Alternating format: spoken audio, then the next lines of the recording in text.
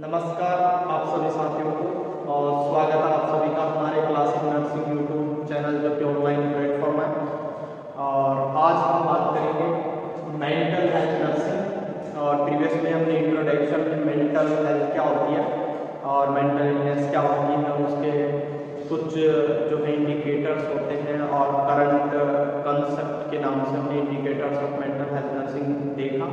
एक mentally health individual की क्या 6 इंडिकेटर्स हो सकते हैं और इसके अलावा जो है हमने देखा कि क्या कैरेक्टरिस्टिक्स, क्या विशेषताएं हो सकती है एक मेंटली हेल्थी पर्सन की, और साथ ही में मेंटली इल की क्या कैरेक्टरिस्टिक्स हो सकते हैं। देन इसके बाद में फर्दर हम डिस्कस करते हैं नेक्स्ट जो हमारा टॉपिक है मेंटल हेल्थ नर्सिंग है, उसी यूनिट जो फर्स्ट है साइकेट्रिक मेंटल हेल्थ नर्सिंग के अंदर उसी यूनिट फर्स्ट में हम आगे देख रहे हैं कोज या इटियोलॉजी ऑफ मेंटल डिसऑर्डर। तो हम आज डील करेंगे कि क्या ऐसे कारक हैं या क्या ऐसे कुछ इटियोलॉजी है, कारण का मतलब इटियोलॉजी, जो मेंटल डिसऑर्डर या मेंटल इलनेस, पागलपन या मानसिक बीमारी को पैदा करते हैं। तो सबसे पहले अगर हम बात करें कि क्या इटियोलॉजी है या क्या कारण है मेंटल डिसऑर्डर के पीछे या मेंटल इलनेस के पीछे, तो देखिए सबसे पहले तो कोई भी प्रकार का एग्जिट कॉज जो है, कोई भी प्रकार का एग्जिट जो कॉज है मेंटल इलनेस के पीछे और मेंटल डिसऑर्डर जो हम बात कर रहे हैं, इसका कोई भी एग्जिट कॉज जो है वो अननोन है। सबसे पहले तो हम बात करें कि कोई भी प्रकार का जो मेंटल डिसऑर्डर है उसके पीछे कोई भी प्रकार का एग्जिट कोई रीजन नहीं है, एग्जिट कोई इटियोलॉजी नहीं है जो ये डिफाइन कर पाए कि मेंटल इलनेस जो है इस कारण से होती है। अगेन आई एम रिपीटिंग, सुनिएगा ध्यान से कि ऐसा कोई भी कारण नहीं है, एग्जिट कारण हमको पता नहीं है। हम कुछ संभावित कारण यहाँ पे पढ़ते हैं कि इन कारणों की वजह से जो है एक व्यक्ति में मानसिक बीमारी या ऐसा विकार उत्पन्न हो सकता है। हम अगर बिल्कुल एग्जिट बात करें कि हाँ भाई 100% ये कोज है और इसकी वजह से मेंटल डिसऑर्डर या मेंटल इलनेस होता ही है, तो ऐसा फिक्स नहीं है। तो हम देखते हैं तो संभावित जो कारण है उनके बारे में 3 प्रकार से हमारे कारण हो सकते हैं। Number 1 physiological factor, physiological factor जिसको बायोलॉजिकल फैक्टर्स भी हम बोल सकते हैं। नंबर 2 साइको सोशल फैक्टर्स और नंबर 3 सोशियो कल्चरल या इसी को आप बोल सकते हैं एनवायरमेंटल फैक्टर। तो नंबर 1 हम सबसे पहले डिस्कस करना चाहेंगे कि बायोलॉजिकल फैक्टर या physical factor. Biological factor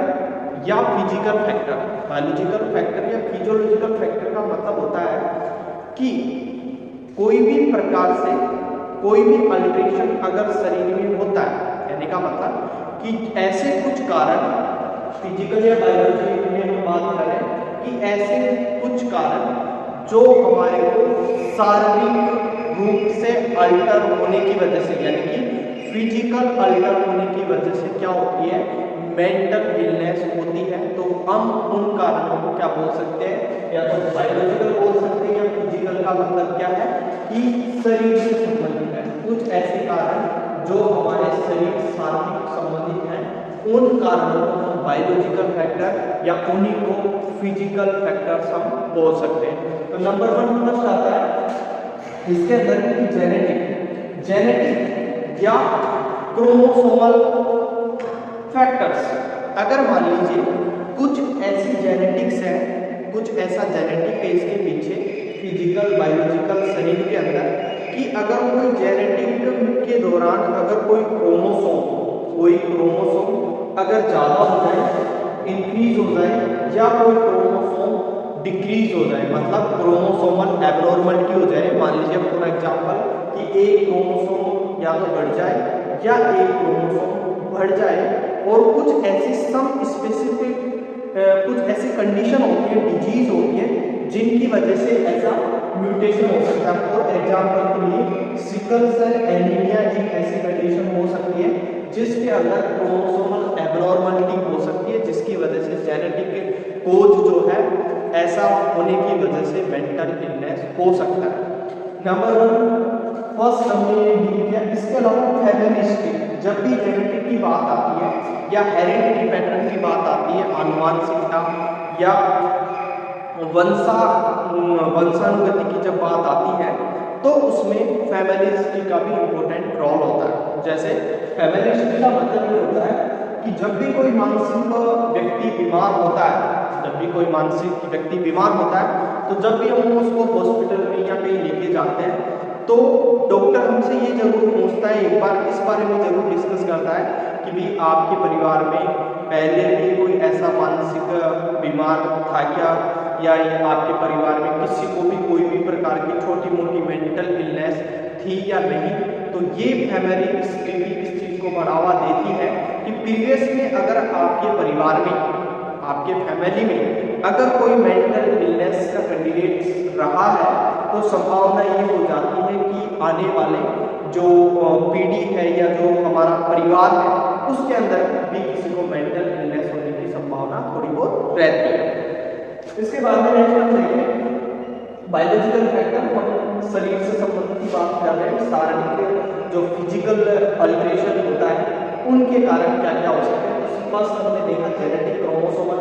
abnormality है, इसकी वजह से मेंटल इलनेस हो सकती है, या किसी के परिवार में अगर मान लीजिए कोई मानसिक बीमारी है तो संभावना है कि इसको भी मेंटल इलनेस जो है वो हो सकती है। इसके बाद में नेक्स्ट आता है कॉन्स्टिट्यूशनल फैक्टर। कॉन्स्टिट्यूशनल फैक्टर का मतलब क्या है कि आपकी बॉडी, आपका जो शरीर है, आप बोलते हैं आपकी बॉडी या आपका शरीर, उस बनावट में, उस बनावट के अंदर कोई चेंजेस आते हैं, अल्ट्रेशन आते हैं, तो उससे भी क्या हो सकता है, एक व्यक्ति को जो है मेंटल डिसऑर्डर हो सकता है। फॉर एग्जाम्पल हमने लिखा है यहाँ पे कि एंडोमॉर्फिक, एक्टोमॉर्फिक या मीजोमॉर्फिक पर्सनालिटी अल्ट्रेशन। अगर किसी का, हम आगे पर्सनालिटी में ये पूरा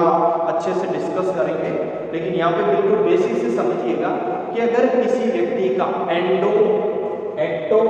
और मीजोमॉर्फिक, यानी कि कोई बहुत ज़्यादा लंबा है, हट्टा कट्टा है, या मान लीजिए कोई बहुत छोटा है, या मान लीजिए कोई बहुत मस्कुलर बॉडी है, कहने का मतलब कि अगर कोई भी कॉन्स्टिट्यूशनल फैक्टर बॉडी की बनावट में अगर कोई वेरिएशन आता है और स्पेशली आपकी पर्सनालिटी, तो वो क्या करता है, आपकी बॉडी की अगर बनावट अगर सही नहीं है, और एग्जांपल हम यहाँ पे ले सकते हैं ड्वार्फिज्म। ड्वार्फिज्म अगर मान लीजिए ड्वार्फिज्म होना व्यक्ति, अगर कोई छोटा व्यक्ति है तो वो भी अपनी पर्सनालिटी को लेके दूसरे व्यक्ति को अगर अपने कंपेयर करे, अपने आप से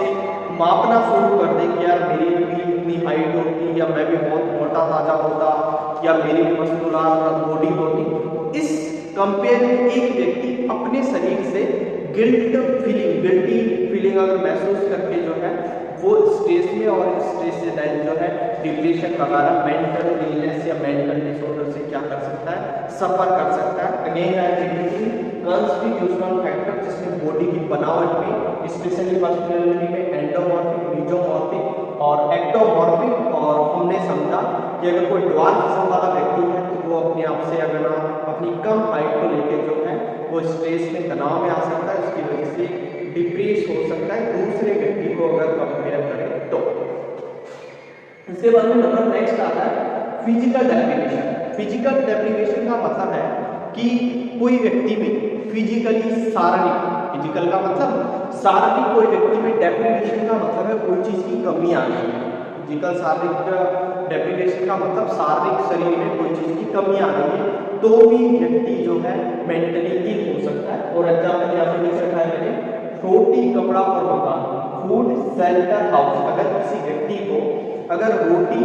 कपड़ा और मकान, जो बॉडी की physiological basic demands and needs है, अगर वो भी पूरी नहीं हो पा रही है तो एक व्यक्ति मेंटल इलनेस हो सकता है। ठीक है, अगर मान लीजिए उसको अगर टाइम से खाना नहीं मिल रहा है तो व्यक्ति में हम बोल सकते हैं कि माल न्यूट्रिशन हो सकता है व्यक्ति में, और माल न्यूट्रिशन की वजह से जो है व्यक्ति का जो बॉडी का जो डिमांड है वो इनसफिशिएंसी होने की वजह से एक व्यक्ति क्या हो सकता है, मेंटल इल हो सकता है। इसके अलावा शेल्टर और हाउस, अगर मान लीजिए उसके पास रहने की व्यवस्था नहीं है और साथ ही में उसके पास अच्छे कपड़े नहीं है, तो ये व्यक्ति अपनी पर्सनालिटी को माप सकता है या उसके लिए रहने की व्यवस्था नहीं है, तो दूसरे लोगों से कंपेयर करके एक व्यक्ति अपने आप में गिल्ट और थोड़ा सा बुरा फील करके अपने आप में जो है लो सेल्फ स्टीम फील करता है। हम एक वर्ड बोल सकते हैं यहाँ पे, लो सेल्फ स्टीम। उस व्यक्ति का क्या होगा, आत्मसम्मान कम होगा जब वो दूसरे व्यक्तियों को देखेगा और उसके सामने उसके अंदर रोटी कपड़ा मकान उसके पास में नहीं होगा, तो इस वजह से भी व्यक्ति जो है डिप्रेस हो सकता है और इन कारण से उस व्यक्ति को मेंटल जो है डिसऑर्डर होने की पूरी संभावना होगी। इसके बाद में नेक्स्ट में बात करते हैं फिजिकल अल्टरेशन। फिजिकल अल्टरेशन या इसी को हम बोल सकते हैं फिजिकल हैंडीकैप। फिजिकल अल्टरेशन या इसी को हम बोल सकते हैं फिजिकल हैंडीकैप। अगर मान लीजिए किसी व्यक्ति के बॉडी में शारीरिक रूप से अल्टरेशन आ चुका है या हैंडीकैप है, किसी व्यक्ति के शरीर में अगर फिजिकल एब्नॉर्मलिटी, शारीरिक कोई एब्नॉर्मलिटी है, परेशानी है या फिर वो हैंडीकैप है, फॉर एग्जांपल हमने लिख रखा है यहाँ पे ब्लाइंडनेस है, डीफनेस है या लॉस ऑफ फुट। अगर मान लीजिए कोई व्यक्ति है, अगर वो ठीक से देख नहीं पा रहा है, मतलब ब्लाइंड है, देख नहीं पा रहा है बिल्कुल, और साथ ही में अगर उसके एक हाथ नहीं है, एक पैर नहीं है और दोनों हाथ पैर नहीं है, और अगर वो बहरा है, सुन नहीं पा रहा है या फिर बोल नहीं पा रहा है, तो इस कंडीशन में एक व्यक्ति जो है वो ये सोचे कि यार मेरे अगर दोनों हाथ होते या मेरे भी एक हाथ होता या मेरा एक पैर होता तो मैं ये काम कर पाता, और अब अगर मेरे ये हाथ नहीं है तो मैं ये काम नहीं कर पाता। इसके अलावा एक ब्लाइंडनेस वाला व्यक्ति की अगर काश भगवान मेरे पास भी अगर आंखें होती तो मैं इस सुंदर सृष्टि का जो है वो दृश्य कर पाता, मैं भी मेरे अपने आप से कुछ काम कर पाता। तो एक व्यक्ति इन कारणों से जो है अपने आप में यहाँ पे भी self concept, low self esteem, एक व्यक्ति जो है अपने आप में थोड़ा सा उसका आत्मविश्वास जो है वो कम होगा। इसकी वजह से एक व्यक्ति जो है मेंटल डिसऑर्डर के अंदर, मेंटल इलनेस का शिकार हो सकता है। ठीक है, नंबर नेक्स्ट हम बात करते हैं बायोकेमिकल चेंजेस। बायोकेमिकल चेंजेस का मतलब है कि अगर शरीर के अंदर स्पेशली हमारे ब्रेन के अंदर अगर कोई भी प्रकार का न्यूरोट्रांसमीटर अल्टरेशन होता है, न्यूरोट्रांसमीटर अगर अल्टर होता है, न्यूरोट्रांसमीटर मतलब कोई भी जो केमिकल्स हैं, जो भी हमारे ब्रेन के अंदर कुछ केमिकल्स हैं, आगे हम डिस्कस करेंगे अच्छे से ब्रीफली, कि जैसे डोपामीन है, सीरोटोनिन है, गाबा है, गामा अमाइनोब्यूटिक एसिड है, तो इन हार्मोन्स का हमारे बॉडी के अंदर बैलेंस रहना जरूरी है। अगर ये हार्मोन्स अगर बहुत ज़्यादा अप होते हैं, बढ़ते हैं, तो भी जो है मेंटल इलनेस या कोई अन्य बीमारी पैदा कर सकते हैं। अगर ये हार्मोन बहुत कम होते हैं तो भी कोई ना कोई प्रकार की शरीर के अंदर फिजिकली और मेंटली जो है अल्टरेशन ला सकते हैं। तो कहने का मतलब बायोकेमिकल चेंजेस का मतलब कुछ न्यूरोट्रांसमीटर्स, कुछ ब्रेन की केमिकल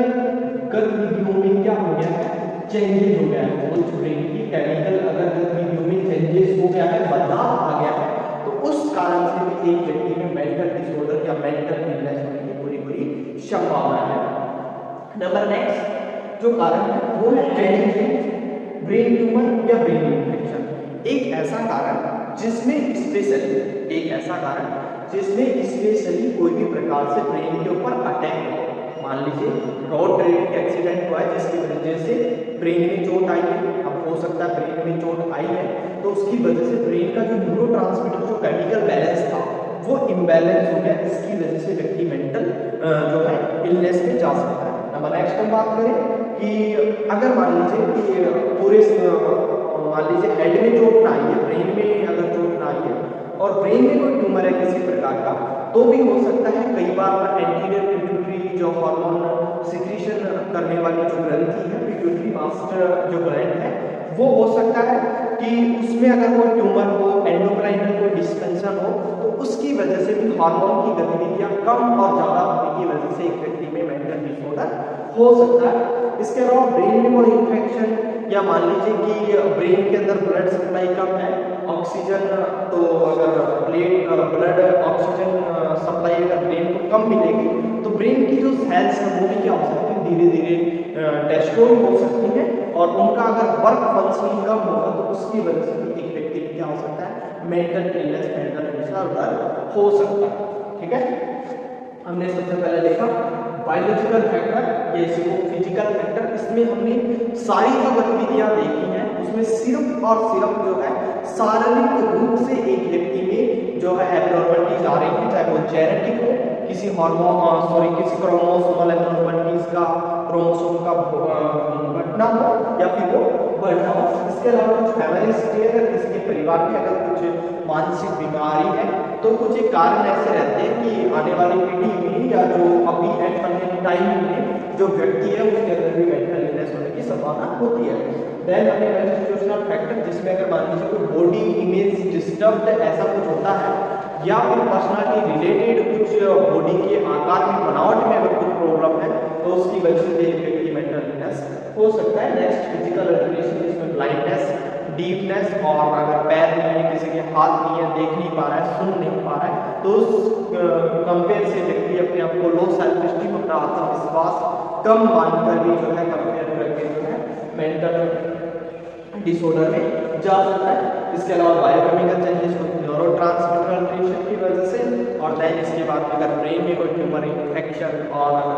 ब्रेन में अगर कोई डायरेक्टली हेड इंजरी हुई है तो उसकी वजह से हमारा न्यूरोकेमिकल इम्बैलेंस होने की वजह से भी जो है हार्मोन्स की गतिविधियां कम या ज़्यादा होने की वजह से भी एक व्यक्ति जो है मेंटल डिसऑर्डर में, मेंटल इलनेस में सफर कर सकता है। हमारे नेक्स्ट हम बात करें psycho social factor. Psycho social मतलब कि कुछ ऐसे फैक्टर हैं जो साइकोलॉजिकली हमारे को डिस्टर्ब कर रहे हैं, और साथ ही में सोशल मतलब सामाजिक, कुछ ऐसे दोनों फैक्टर हैं जो सोशल, कुछ हमारा सोच के आधार पर साइकोलॉजिकली, और सामाजिक जो है हमारे को मेंटल इलनेस जो है वो सफर करवा सकते हैं। तो नंबर 1 फर्स्ट इसमें देखते हैं, इसमें कुछ अलग अलग कारण हैं कि क्या हमारे को साइकोलॉजिकल और सोशल फैक्टर है। तो number 1 first maternal deprivation. Maternal deprivation का मतलब है कि एक बच्चे को मैटरनल डेप्रिवेशन का मतलब माता पिता का जो है वो प्यार नहीं मिल पाना। ठीक है, मैटरनल डेप्रिवेशन का माता पिता को प्यार नहीं मिल पाना, और स्पेशली माता जी का प्यार नहीं मिल पाना। ठीक है, मैटरनल डेप्रिवेशन, मैटरनल मतलब माता जी, स्पेशली मातृत्व, और डेप्रिवेशन मतलब कमी, यानी कि एक बच्चे के अंदर, यानी कि कोई मान लीजिए कोई लेडी है और उसका बच्चा जन्म लिया, और जन्म देने के कुछ दिन बाद या at the time of delivery के टाइम के ऊपर ही जो है एक बच्चे का जन्म होने के बाद भी एक मदर है, माता जी है, वो मान लीजिए उनकी डेथ हो जाती है, डाई हो जाती है, मर जाती है, तो उस कारण से उस बच्चे को अगर उनका प्यार नहीं मिलता है तो उस कंडीशन के दौरान भी एक व्यक्ति मेंटल इलनेस से सफर कर सकता है। अब एक व्यक्ति को अगर मान लीजिए शुरू से लेकर 8 से 10 साल तक अगर बच्चे की जो भी सबसे ज़्यादा टच में रहती है वो माता जी रहती है, माई रहती है, और स्पेशली ये देखा गया है कि अगर बच्चे को अगर माता जी का दूध ना मिले तो उस कारण से भी जो है व्यक्ति का ब्रेन और फिजिकली और ग्रोथ एंड डेवलपमेंट न होने की वजह से भी जो है एक व्यक्ति में मेंटल इलनेस हो सकती है। ठीक है, तो ये एक मैटरनल डेप्रिवेशन का कारण है कि हो सकता है माँ का दूध ना मिलने की वजह से, ब्रेस्ट फीडिंग की वजह से बच्चे में फिजिकल ग्रोथ एंड डेवलपमेंट ना हो, उसमें मैच्योरेशन ना आए, इतनी कॉग्निशन स्किल्स ना आए, तो इस वजह से एक व्यक्ति में क्या हो सकता है, मेंटल इलनेस हो सकता है। नंबर नेक्स्ट बात करेंगे disturbed family system. Disturbed family system का मतलब क्या हो सकता है कि अगर कोई फैमिली के अंदर कोई ऐसा माहौल है कि हमेशा वाद विवाद लड़ाई झगड़ा होता रहता है। वाद विवाद लड़ाई झगड़ा क्यों है कि हो सकता है वहाँ पे उनके पास बहुत पैसा ही हो, गरीब फैमिली से हो, ऊपर से हो सकता है दूसरा एग्जाम्पल कि उनके परिवार में कुछ लोग दारू वगैरह शराब का सेवन करते हो, तो उसकी वजह से आपस में जो हस्बैंड वाइफ होंगे लड़ाई होगी और फिर बच्चे को उस चीज़ का क्या है शिकार हो रहे हैं। इस कारण से जो है उनके अंदर भी जो है मेंटल डिसऑर्डर होने की संभावना बढ़ जाती है। इसके अलावा मैराइटल प्रॉब्लम्स की हम बात करें तो family parent child relationship. Faulty parent child relationship का मतलब कि बच्चों का और आपस में जो माता पिता है उनका जो रिलेशनशिप है वो आपस में क्या है, ठीक नहीं है, फॉल्टी है। हो सकता है कि कई बार हस्बैंड वाइफ में लड़ाई हो रही है तो उसकी वजह से हस्बैंड वाइफ की लड़ाई की वजह से बच्चों के ऊपर कोई एक नेगेटिव इफेक्ट आ रहा ही है, और साथ ही में उस चीज़ को देखकर बच्चे खुद भी जो है थोड़ा सा एंजियस और स्ट्रेस में जा रहे हैं। या हम इसी की बात करें फॉल्टी पेरेंट चाइल्ड रिलेशनशिप से कि बच्चा मान लीजिए आपको एक जो उनकी ब्रोकन हैबिट्स हैं या उनकी जो लड़ाई वगैरह हो रही है उनको देख के बच्चा खुद स्ट्रेस में और फिर डिप्रेस हो रहा है, उस कारण से ऐसा हो सकता है। या फिर एक बच्चा जो लड़ाई हो रही है हस्बैंड वाइफ, तो हस्बैंड वाइफ जो है अपना गुस्सा भी और अपनी कुछ गलतियां भी हैं जो बच्चे के ऊपर थोप रहे हैं, तो उसकी वजह से या अपना स्ट्रेस जो भी अपना एंगर है वो बच्चे के ऊपर शो कर रहे हैं, पूरा का पूरा अप्लाई कर रहे हैं। तो उसकी वजह से एक बच्चा है उसके अंदर भी क्या हो सकता है, मेंटल इलनेस या जो मेंटल डिसऑर्डर है होने की पूरी संभावना है। इसके बाद में हम देखें ओवर प्रोटेक्शन बाय चिल्ड्रन। और प्रोटेक्शन, कुछ माँ बाप या कुछ पेरेंट्स जो हैं अपने बच्चों के ऊपर बहुत ज़्यादा पेरेंट्स जो हैं वो प्रोटेक्शन लगा देते हैं कि देखो यहाँ नहीं जाना है, तेरा जो है तेरे कोई पार्टी वगैरह में नहीं जाना है, तेरे को बाहर खेलने भी नहीं जाना है, सिर्फ और सिर्फ कमरे में रहना है, पढ़ाई करना है और तेरे को ये काम करना है। तो अगर बहुत ज़्यादा अगर बच्चे के ऊपर फाउंडेशन होगी, अगर बच्चे के ऊपर बहुत ज़्यादा फाउंडेशन होगी तो उस कंडीशन के अंदर जो है बच्चा अपने आप से थोड़ा सा बोर हो सकता है। और अगर मान लीजिए वो बहुत ज़्यादा पढ़ाई बढ़ाई या कुछ और कमरे में ही बंद है तो अपने आप से थोड़ा सा जो है कि इंट्रोवर्ट पर्सनालिटी में आ सकता है। और व्यक्ति जब अपने आप से ही पढ़ रहा है, अपने आप से बातें कर रहा है, इंट्रोवर्ट पर्सनालिटी में आ रहा है, तो गुमसुम होकर जो ये बच्चा है वो डिप्रेशन में जा सकता है, क्योंकि अगर इसके ज़्यादा अच्छे फ्रेंड नहीं होंगे, ये भी इससे बात नहीं कर रहा है और सिर्फ कमरे में ही रह रहा है, तो इस वजह से इंट्रोवर्ट पर्सनालिटी की वजह से हो सकता है ये बच्चा स्ट्रेस में आगे चल के डिप्रेशन में चला जाए। और इसके अलावा जो है व्यक्ति एक बच्चा सोच सकता है कि यार मैं पढ़े जा रहा हूँ, ना मेरी कोई फिजिकल एक्टिविटी है, ना मेरे को खेलने के लिए दिया जा रहा है घर से, ना है जो मैं सिनेमा जा रहा हूँ, ना मैं अपने फ्रेंड्स के साथ पार्टी कर पा रहा हूँ। तो इससे व्यक्ति जो है एक बच्चा है अपने आप में इनफीरियरिटी महसूस कर सकता है। एक बच्चा जो अपने आप में इनफीरियरिटी महसूस कर सकता है, मतलब दूसरे जो बच्चे हैं उनसे अपने आप को कम माप सकता है और एक गिल्ट जो फीलिंग है वो महसूस कर सकता है, जिसकी वजह से एक बच्चा मेंटल डिसऑर्डर का शिकार हो सकता है। नंबर नेक्स्ट हम बात करें तो मैरिटल प्रॉब्लम्स अभी हमने समझा कि अगर किसी हस्बैंड वाइफ में आपस में जो मैरिटल हार्मोनी है, जो आपस में जो संबंध है, अगर वो हस्बैंड वाइफ में अच्छा संबंध नहीं है, आपस में दोनों के बीच में लड़ाई झगड़ा वाद विवाद ऐसी कंडीशंस हो रही हैं किसी चीज़ को लेके, तो उस कंडीशन से जो है हस्बैंड वाइफ के अगर दोनों आपस में या फिर उनके अगर बच्चे हैं तो इस कंडीशन से मैरिटल डिसहार्मनी से भी जो है एक व्यक्ति या बच्चा या हस्बैंड वाइफ खुद है वो मेंटल डिसऑर्डर का शिकार हो सकते हैं। नंबर नेक्स्ट हम बात करें स्ट्रेस। देखिए स्ट्रेस एक बहुत इम्पोर्टेंट वर्ड है। स्ट्रेस की हम बात करें तो एक व्यक्ति में स्ट्रेस, पहले बात तो हम आगे पढ़ेंगे इसको पूरा डिटेल से कि स्ट्रेस होता क्या है। तो देखिए स्ट्रेस का बिल्कुल बेसिक सा सिंपल सा डेफिनेशन देना चाहूँगा मैं, anything beyond out of control, जो भी हमारी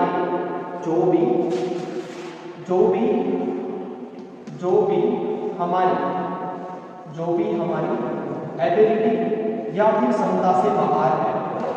जो भी हमारी एबिलिटी या क्षमता से बाहर है, बुद्धि से बाहर है, वो चीज़ क्या है, सारे स्ट्रेस। जो भी हमारी एबिलिटी, हमारी क्षमता से बाहर जो भी काम है वो सारा का सारा क्या है, स्ट्रेस है। यानी कि हमारा कंफर्ट जोन जब भी अनकंफर्ट जोन में बदले,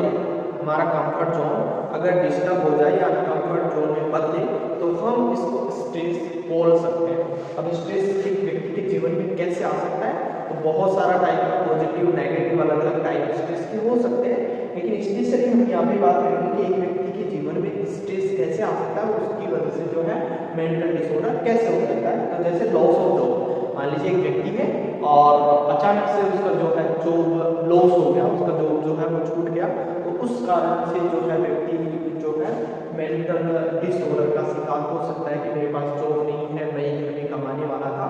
और साथ ही में मेरे बच्चों का पेट कौन भरेगा, इनकी स्कूल की फीस कौन भरेगा। इस चीज़ को लेके जो है व्यक्ति अपने आप में जो है वो थोड़ा सा डिप्रेस हो सकता है, सैड हो सकता है। इस कारण से एक व्यक्ति जो है मेंटल डिसऑर्डर की कंडीशन से सर्वाइव कर सकता है। Number next, failure in exam. Failure in exam की अगर मान लीजिए कोई स्टूडेंट है बारी बारी से एग्जाम दे रहा है, अटेम्प्ट कर रहा है, और देन उसके बाद भी जो उसको जितना अचीवमेंट मिलना चाहिए था, अगर वो उतना अचीवमेंट नहीं मिल पा रहा है, तो भी उस कंडीशन में जो है बच्चा स्ट्रेस में जा सकता है, और स्ट्रेस में जाने के बाद में जो है मेंटल डिसऑर्डर से सफर कर सकता है। या फिर हम दूसरा एग्जाम्पल और लेंगे कि एक बहुत पैसे वाला एक करोड़पति आदमी है, और अगर एकदम से वो रोड पे आ जाए, मतलब एक करोड़पति अगर मान लीजिए रोडपति बन जाए कि उसका बहुत अच्छा खासा बिजनेस था, और उस बिजनेस में अगर उसको मान लीजिए कि किसी भी प्रकार का लॉस बन गया, धोखाधड़ी हो गई उसकी, मतलब पूरा पेमेंट जो पैसा था उसमें किसी न प्रकार का क्या हो गया, लॉस आ गया एकदम से कंपनी में, जो भी उसका बिजनेस था वो घाटे में चला गया, तो उस कंडीशन में एक व्यक्ति जो स्ट्रेस में जा सकता है, और दैन उसके बाद में जो है उसमें मेंटल डिसऑर्डर आगे हो सकता है। नंबर नेक्स्ट हम बात करें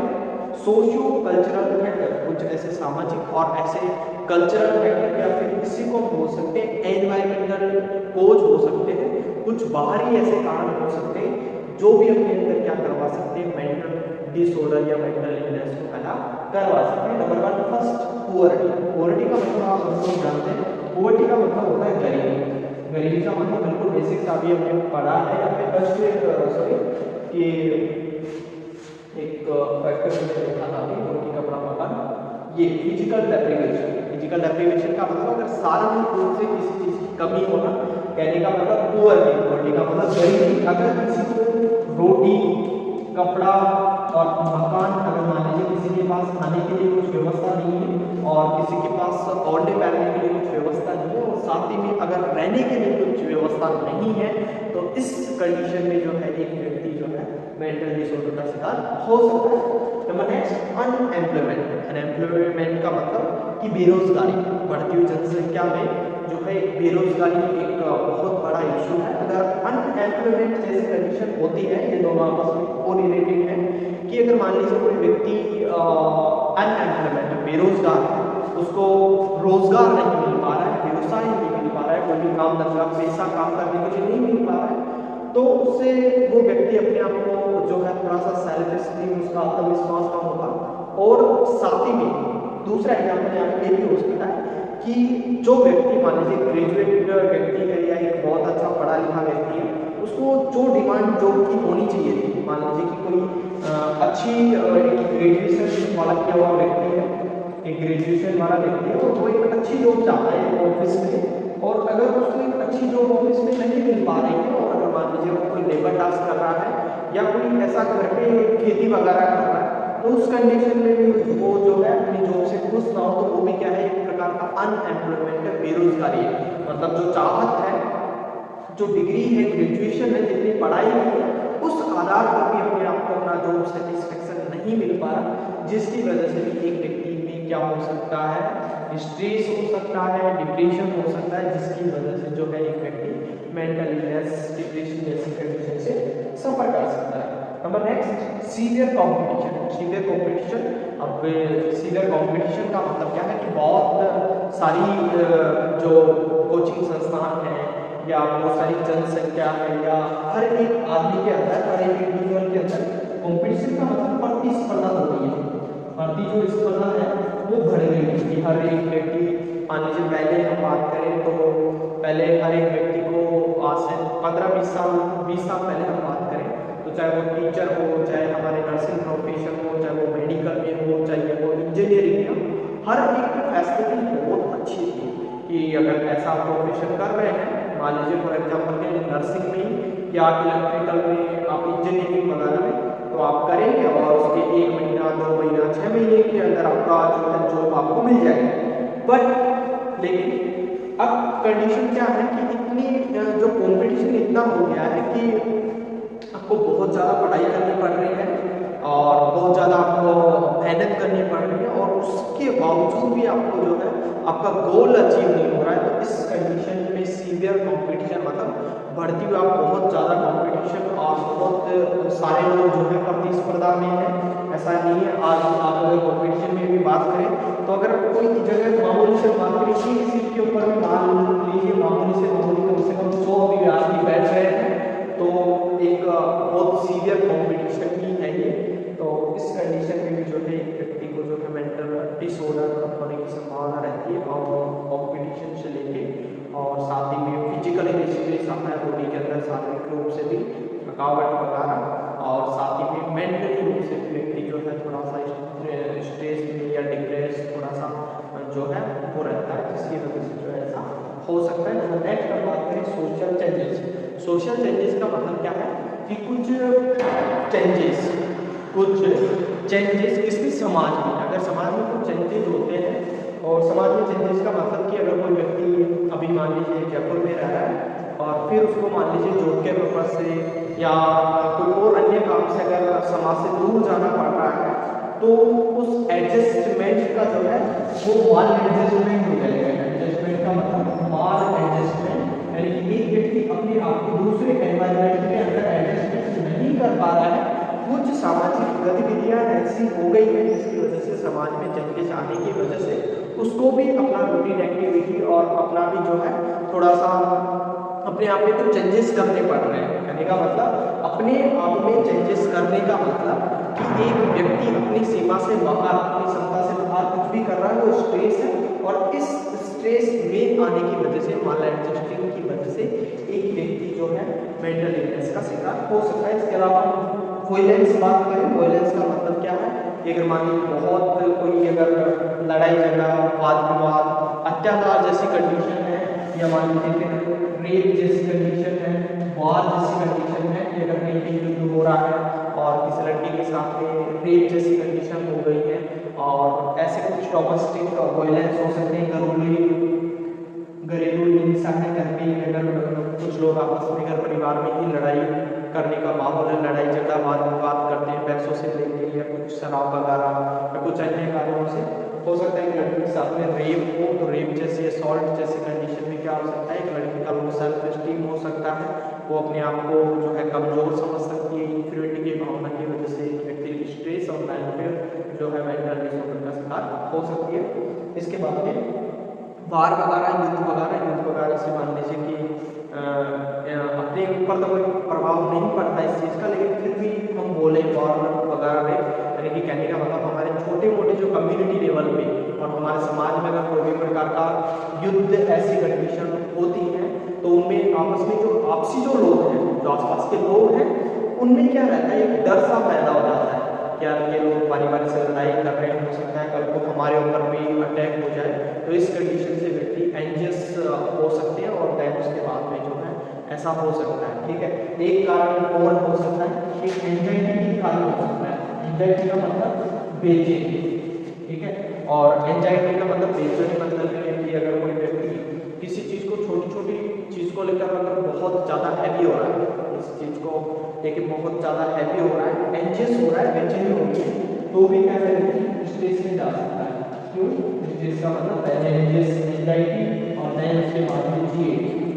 मतलब जनरलाइज्ड एंजाइटी डिसऑर्डर जो है, वो छोटी मोटी चिंताओं को डेली बेसिस पे लेके जो है एक व्यक्ति इसका शिकार हो सकता है। ठीक है, अब हमने देखा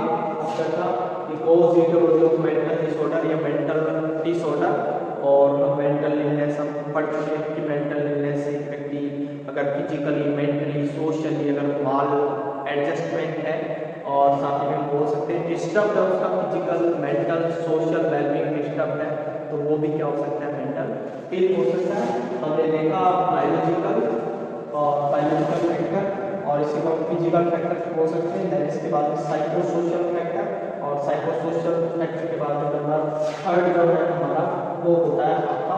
सोशियो कल्चरल फैक्टर, ये सारा सब कुछ हमने डिस्कस किया। 3 प्रकार के मुख्य कारण हो सकते हैं। पहला शारीरिक, शरीर से रिलेटेड हो सकता है, जिसमें हमने पूरा शरीर से रिलेटेड ये शारीरिक कुछ कमी गतिविधियों के कारण ऐसा हो सकता है। नंबर नेक्स्ट साइको सोशल, कुछ ऐसे साइकोलॉजिकल और सामाजिक ऐसे कारण हो सकते हैं जिसकी वजह से जो है ऐसा कारण की वजह से मेंटल इलनेस हो सकता है। देन कुछ सोशियो कल्चरल या इसका environmental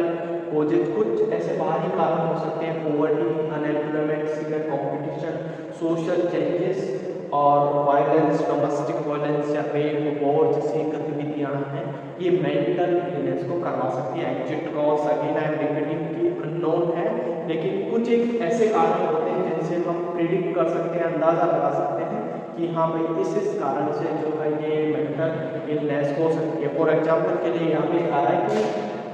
constitutional factor. Constitutional factor का मतलब होता है एंडो, एक्टो और मिजोमॉर्फिक, यानी कि कहीं ना कहीं पर्सनालिटी का अल्टरेशन, यानी कि अगर कोई भी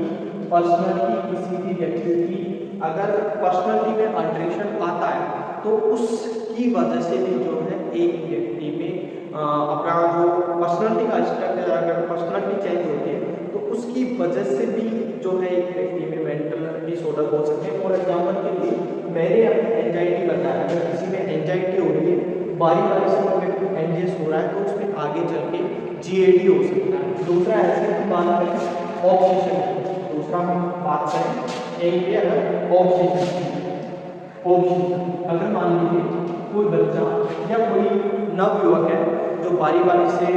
मान लीजिए कि इस चीज़ को चेक कर रहा है कि मेरा फैन बंद हुआ नहीं हुआ, अपना लैपटॉप ऑन किया नहीं किया, और मेरा दरवाज़ा बंद है या नहीं है, मतलब बार बार अगर किसी चीज़ को ऑब्सेशन कर रहा है, ठीक है, सोच रहा है मैंने किया नहीं किया, और फिर उस चीज़ को चेक भी कर रहा है, मतलब ऑब्सेशन का मतलब थॉट्स इमेजिनेशन कर रहा है, और देन उसके बाद में कंपल्सन का मतलब उस एक्टिविटी को परफॉर्म कर रहा है, तो आगे चल के ऑब्सेशन कंपल्सन से क्या हो सकता है, उसको ओसीडी जो डिसऑर्डर है वो हो सकता है। ठीक है, इसके अलावा हम बात करें तो अलग अलग इसकी जो टाइप की पर्सनालिटी है, इसकी जो है, अगर मान लीजिए कोई व्यक्ति बहुत कम बातचीत वगैरह करता है, गुमसुम रहता है, इंट्रोवर्ट पर्सनालिटी का है, तो उसके अंदर डिप्रेशन हो सकता है। कोई व्यक्ति अगर बहुत ज़्यादा घुल मिल के बहुत सारी बातें करता है, बहुत ज़्यादा हैप्पी है, खुश है, अपने आप में बहुत ज़्यादा बढ़ चढ़ के बातें करता है, तो इसका मतलब वो हैप्पी है, तो इसमें आगे चलकर वो व्यक्ति जो है वो मैनिया के अंदर जा सकता है। ठीक है, उसको मैनिया हो सकता है। तो आई होप आपको ये वीडियो पूरा अच्छा लगा होगा, और इसको समझने के लिए आप सभी जो है शुरू से लेकर अंत तक देखें। आप सभी का बहुत बहुत धन्यवाद, और आप हमारे चैनल को लाइक करें, शेयर करें, सब्सक्राइब करें। थैंक्स।